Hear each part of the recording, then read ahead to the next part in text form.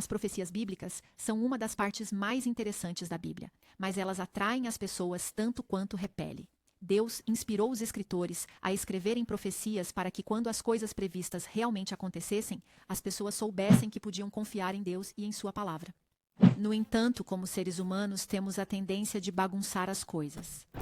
Muitos usam profecia fora do contexto e, em vez de trazer confiança em Deus, a profecia se tornou o motivo pelo qual muitas pessoas desconfiam de Deus. Por causa das ideias errôneas retratadas por e lendas urbanas, filmes, musicais e até mesmo alguns pregadores. As profecias são importantes para entendermos os planos de Deus para nós, mas precisamos focar ao que foi revelado, permitindo que as Escrituras interpretem a si mesmas e evitando a tentação de criar nossa própria teologia. A lição de hoje é uma profecia dada a Daniel, enquanto ele estava cativo na Babilônia, onde Deus lhe revelou, por meio de um sonho que Nabucodonosor teve, sobre o que aconteceria desde a época de Daniel até o retorno de Cristo. É realmente fascinante. Antes de continuarmos, pause este vídeo e leia todo o capítulo 2 do livro de Daniel e depois volte aqui. Bem-vindo, fico feliz que você tenha voltado. A história é a seguinte. O rei Nabucodonosor teve um sonho que não conseguia interpretar nem se livrar dele.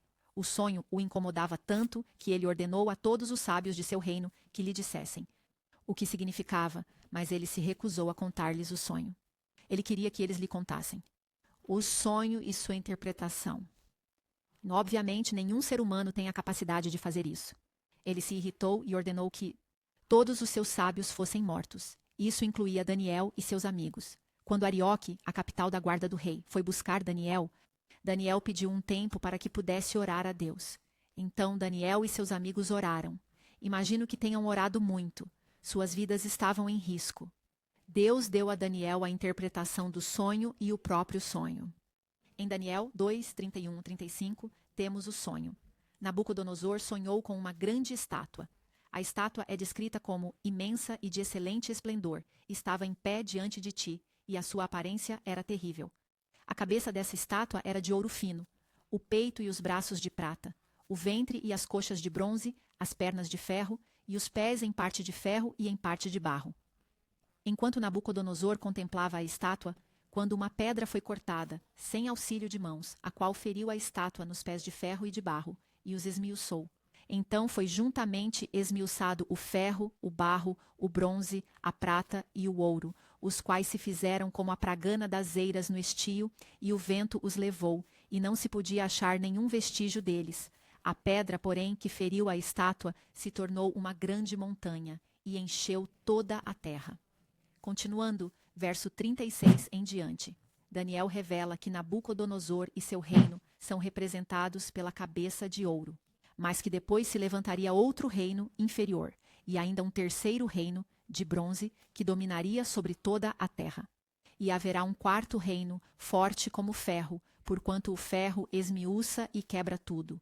Como o ferro quebra todas as coisas, assim ele quebrantará e esmiuçará. Quanto ao que viste dos pés e dos dedos, em parte de barro de oleiro e em parte de ferro, isso será um reino dividido. Contudo, haverá nele alguma coisa da firmeza do ferro, pois que viste o ferro misturado com barro de lodo. O primeiro reino foi claramente identificado nas Escrituras, embora fosse incrivelmente difícil acreditar que a Babilônia um dia seria derrubada, e pior, por um reino inferior. As Escrituras estavam certas. A Babilônia foi descrita por Isaías como a cidade de ouro, tamanha era sua riqueza. Os muros da cidade tinham quase 200 metros de altura e largura suficiente para 2 carruagens. Os portões da cidade eram feitos de latão maciço e dentro da cidade parecia haver recursos ilimitados. O rio Eufrates corria pela cidade da Babilônia, aumentando sua força. As outras nações não foram nomeadas nas Escrituras, mas as dicas dadas em Daniel 2 e 7, quando comparadas com a história, tornam muito fácil identificá-las. A Babilônia reinou de 605 a 539 a.C. Lembre-se de que, ao contar os anos antes de Cristo, andamos para trás. A Babilônia foi conquistada pelos medos e persas, representados pelos braços e peito de prata. Ambos os reinos eram inferiores à Babilônia e, por essa razão, tiveram que unir forças para conquistar a Babilônia. Isaías previu, 100 anos antes, que seria um homem chamado Ciro, um general dos Medos, que lideraria a invasão nas circunstâncias mais extraordinárias. Você pode ler sobre isso no capítulo 5 de Daniel. Os Medos e os Persas reinaram de 539 a 331 a.C., quando Alexandre o Grande os conquistou na Batalha de Arbela em 331 a.C. Os gregos são representados pelo ventre e pelos coxas de bronze, adequados para os gregos, pois eles eram bem conhecidos pela armadura de bronze. Ao historiador judeu Joséfo escreveu que Alexandre o Grande soube de seu destino depois de ler o livro de Daniel. Ele reconheceu que aquele era ele. Então foi e conquistou os medos e os persas. Os gregos reinaram de 331 a 168 a.C., quando foram conquistados por Roma em 168 a.C. O Império Romano é representado pelas longas pernas de ferro. Eles dominaram o mundo por mais de 600 anos. Eles estavam no poder quando Jesus estava na Terra. O Império Romano dominou o mundo de 106 ou a.C. até 476 d.C., mas era diferente dos outros reinos.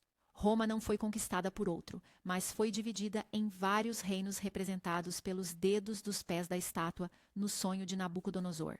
Várias tribos bárbaras conquistaram Roma. 10 dessas tribos se desenvolveram no que acabou se tornando a Europa moderna. Observe o que Daniel diz sobre essas tribos. E como os dedos dos pés eram em parte de ferro e em parte de barro, assim por uma parte o reino será forte, e por outra será frágil. Quanto ao que viste do ferro misturado com barro de lodo, misturar-se-ão pelo casamento, mas não se ligarão um ao outro, assim como o ferro não se mistura com o barro. Embora as tribos bárbaras tenham de certa forma conquistado Roma, Roma não foi completamente eliminada, mas foi enfraquecida. É por isso que se diz que os pés e os dedos dos pés são em parte de ferro e em parte de barro. Roma ainda tinha em parte a força de Roma, mas foi enfraquecida pelos ataques das tribos bárbaras. A Bíblia previu que muitos líderes tentariam trazer a força de Roma de volta e consolidá-la em uma nação novamente, mas não teriam sucesso. Ao longo dos anos, a história nos fala de líderes como Carlos Magno, Napoleão, Kaiser Wilhelm II e Hitler. Eles tentaram, mas não conseguiram. Mesmo os acordos de casamento entre nobres de diferentes países nunca foram capazes de unir seus países e nunca serão. De acordo com essa profecia, a única parte da profecia que ainda não foi cumprida é a pedra que foi cortada de uma montanha por mãos não humanas. Essa pedra representa Jesus e seu retorno. Em muitas partes da Bíblia, Jesus é representado por uma rocha ou uma pedra. O próximo reino após a Europa dividida será o reino de Deus, não a China, os Euá ou mesmo Israel. Todos os reinos do mundo serão como a pragana das eiras no estio, e o vento os levou para longe, de modo que nenhum vestígio deles foi encontrado. Mas o reino de Deus será como a pedra que feriu a imagem e se tornou uma grande montanha e encheu toda a terra. Estamos vivendo agora na época dos dedos do pé da estátua de Nabucodonosor. Não há mais nenhuma profecia de tempo restante, exceto a volta de Jesus. Esse não é um motivo para ter medo ou se preocupar, mas para se alegrar e entregar sua vida a Jesus. O reino de Deus chegará muito em breve e durará para sempre.